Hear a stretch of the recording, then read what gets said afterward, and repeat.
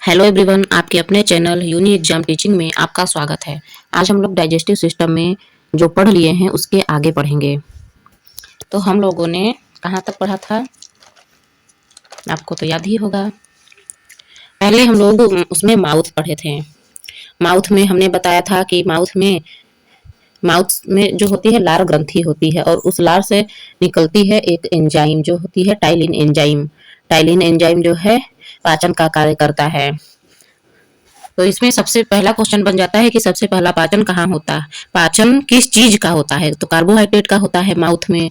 तो माउथ में ही हम लोग का जो है डाइजेशन स्टार्ट हो जाता है। और इसमें एक और एंजाइम हमने बताया था, लाइजोजाइम एंजाइम, जो जीवाणुओं का भक्षण करता है। देखिए सबसे पहला पाचन किस चीज का होता है माउथ में, कार्बोहाइड्रेट। कार्बोहाइड्रेट कार्बोहाइड्रेट का पाचन होता है। और लाइजोजाइम एंजाइम का कार्य क्या होता है, जीवाणुओं को मारना, यानी जीवाणु का भक्षण करना। जीवाणु का भक्षण करना। इसके बाद हमने पढ़ा था इसोफेगस। इसोफेगस में हमने बताया था कि ये फूड लाइन होती है, इसमें पाचन नहीं होता है। फिर उसके बाद हमने बताया था स्टमक। स्टमक में हमने दो चीजों की बात की थी, एक रेनिन और एक पेप्सिन। रेनिन जो होता है दूध का पाचन करता है और पेप्सिन जो होता है प्रोटीन का पाचन करता है। दूध का पाचन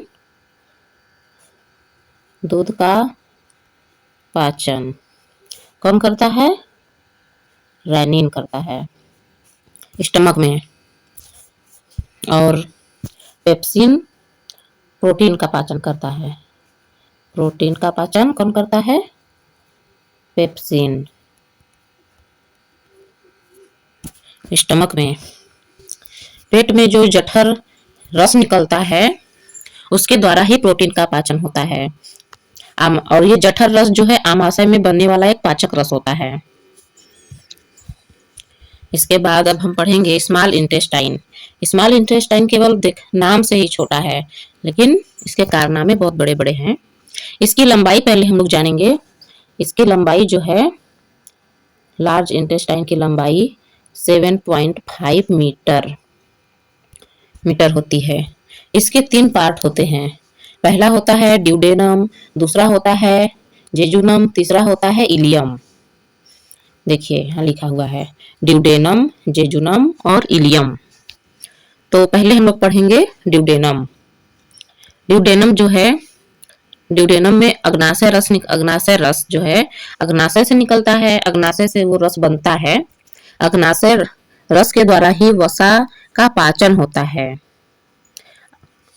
वसा का पाचन होता है। इस रस को पूर्ण पाचक रस भी कहते हैं, टोटल डाइजेस्टिव जूस। तो यहाँ पे क्वेश्चन बनता है अग्नाशय रस कहाँ एक्टिव होता है।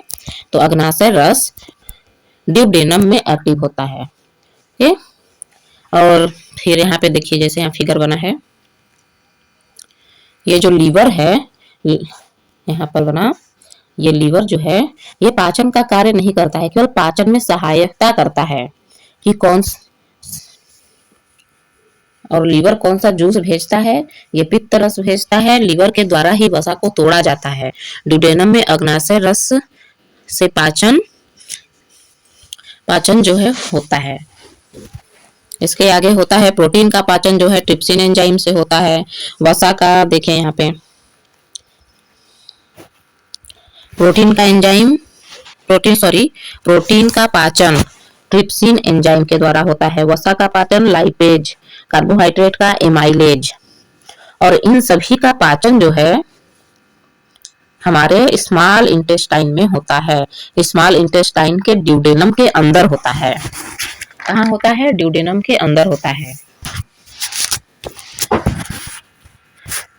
वैसे अल्कोहल पीने से कौन सा अंग खराब होता है, अल्कोहल पीने से हमारा लीवर खराब होता है। अब अगला हम लोग पढ़ेंगे जेजुनम। जेजुनम में कोई पाचन नहीं होता है। फिर तीसरा पढ़ेंगे इलियम। इलियम में ही हमारा सर्वाधिक पाचन होता है। छोटी आंत जो है इलियम में ही सर्वाधिक पाचन होता है। इसके द्वारा जो है अब हम स्मॉल इंटेस्टाइन के बारे में बात करेंगे, लार्ज इंटेस्टाइन के बारे में बात करेंगे। इसकी लंबाई जो होती है, इसकी लंबाई 1.5 मीटर होती है। इसकी लंबाई 1.5 मीटर होती है। इसका ज्यादा रोल होता नहीं है पाचन क्रिया में, केवल ये जल और खनिज लवण को अवशोषण करता है, अवशोषित करता है। अवशोषित करने के बाद सभी अंगों में इसे ट्रांसफर करता है। उसके बाद आ जाता है एनस। एनस के बाद तो सभी प्रक्रिया पूर्ण हो जाती है, लेकिन हमें यहाँ ये जानना जरूरी है कि जो डाइजेस्टिव सिस्टम होता है उसकी पूरी प्रक्रिया जो है स्मॉल इंटेस्टाइन में ही समाप्त हो जाती है। अब शुरू से देखते हैं कि हमने क्या क्या पढ़ा था। पहला हमने देखा था कि पहले डाइजेस्टिव सिस्टम जो है माउथ से स्टार्ट होता है। माउथ में ही कार्बोहाइड्रेट जो है उसका डाइजेशन स्टार्ट हो जाता है और फिर लाइपेज के द्वारा जीवाणुओं का भक्षण होता है। फिर हम आते हैं ईसोफेगस में। ईसोफेगस जो ये लाइन है, पाइप, फूड लाइन, इसे कहते हैं ईसोफेगस। यहाँ पर पाचन नहीं होता है। उसके बाद हम यहाँ पर पाचन नहीं होता। उसके बाद हम आते हैं स्टमक में। यहाँ लेकिन यहाँ से जब फूड यहाँ आती है, ठीक, यहाँ से जब फूड यहाँ पर आती है, जब भोजन स्टमक से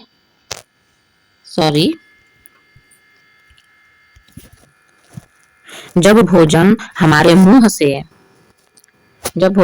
मुंह से यहाँ तक पहुंचती है, यहाँ जब अंत में आती है तो इसे हम बोलस कहते हैं।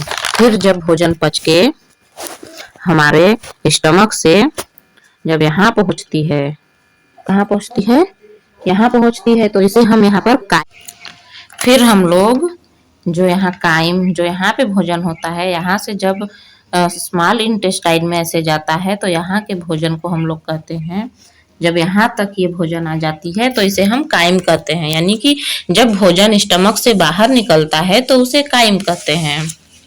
फिर हम आ जाते हैं छोटी आंत में। छोटी आंत की हमने बताई थी लंबाई 7.5 होती है और इसके 3 पार्ट होते हैं, ड्यूडेनम, जेजुनम और इलियम।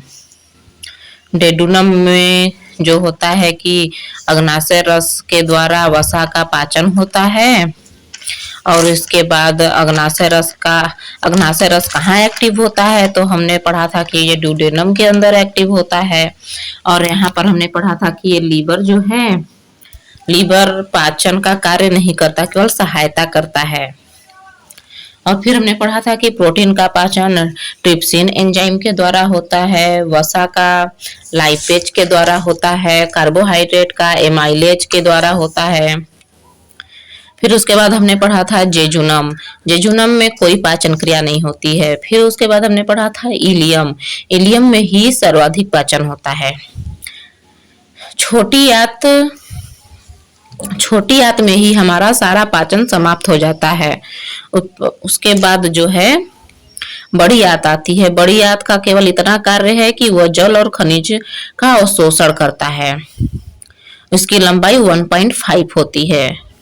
उसके बाद एनस में लास्ट में आ जाते हैं। लास्ट में फिर हमारा पाचन क्रिया संपूर्ण हो जाता है। इतना ही था पाचन क्रिया का। आज हमारा पाचन क्रिया समाप्त हो गया, डाइजेस्टिव सिस्टम।